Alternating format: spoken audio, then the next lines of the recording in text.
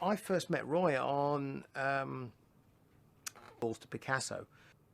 I met Roy and I said, you know, I said, you know, you're doing everything that I really love what you're doing, mate. You know, just fantastic.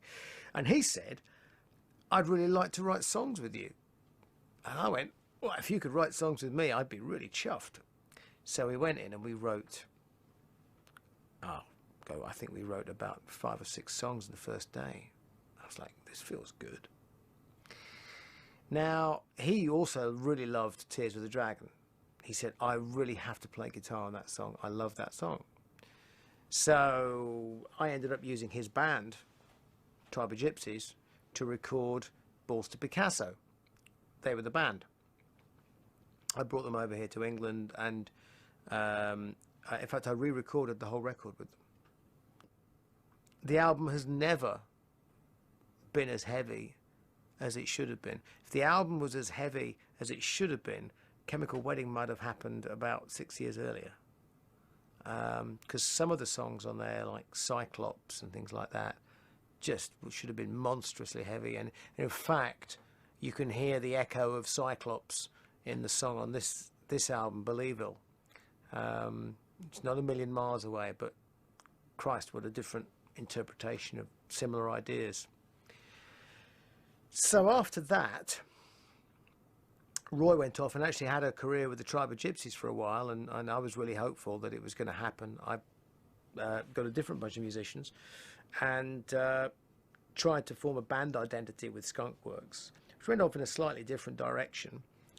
And then I came back together with Roy for Accident of Birth.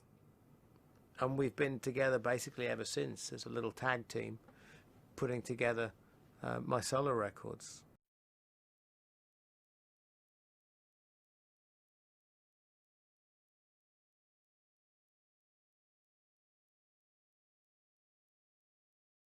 Roy was the you know, the driving force behind the whole thing, and it was the first album that he'd, I suppose for somebody else, that he'd officially been allowed to do.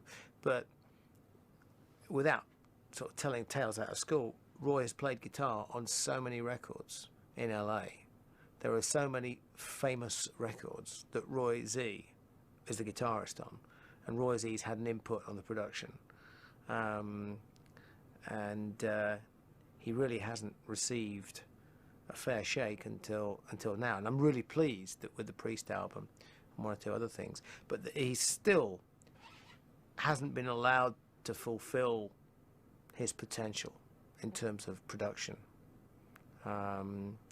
because some of the artists, you know, he works with still put a ball and chain on him in terms of, you know, what he's allowed to do with their sound. However, he's done a great job with the Priest sound. But that's how I met him, and that's how the relationship built up. And we've always worked in this lovely sort of little organic manner. The thing with Roy is that we're both very respectful of what I can only describe loosely as the vibe. You can batter your brains out trying to mechanically produce songs, but unless there's some magic there, unless there's some event there, unless there's the sort of the cosmic will to make a great record, you just have not got to. You might as well not bother. Best to wait until that something happens that just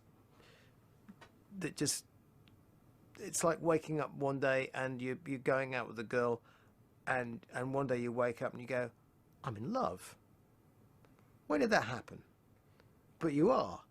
And it's the same thing when you're writing an album or writing music. I know there's these guys who sit there and they say, oh yes, you just have to turn up and you just bash away churning out songs 24/7, and that's the way you do it, and it's just hard work, and it's just a mechanical process, and you know, if 1,000 monkeys at 1,000 typewriters for 1,000 years, and one of them's going to turn in Hamlet. Well, maybe, but not in my universe. because I'd rather not waste my time being a mechanic. I'd rather wait for a little bit of inspiration and then throw yourself into the project. So anyway, that's how we work. I was going to say, describe the creative process between yourself and Roy. Basically, you're saying there is no creative process. It's just purely, you both have, you know. Yeah. Once we make I mean, Roy, because Roy has his studio in his house. If he gets time and fun, you know, he'll get up and play guitar and bash some ideas down. And if he gets on a roll, he'll put a load of ideas down. And then he'll give me a call and say, oh, I've got loads of ideas here. And I say, I'll send them over. And at the right moment, I'll start listening to them. And if I'm in the right frame of mind, it'll happen really, really, you know, really, really quickly. I mean, I wrote the bulk of the album in 2 weeks. Which was, you know, all the choruses, lyrics, tunes, everything, and all the sort of the vision of how it would all go together. All happened in a couple of weeks, whilst I was on tour with Iron Maiden. And in fact, that's the first time I've ever done that. Because normally, I've found being on tour to be such a distraction from writing, because there's so much stuff going on, and none of it's important, but all of it is distracting.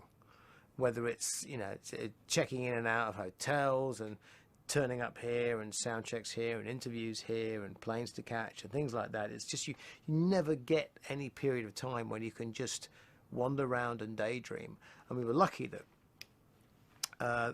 last tour round about in the winter, we got that period of time. And also in Japan. So for example, a song like Power of the Sun came about. It was one of the last songs to be written, and I was wandering around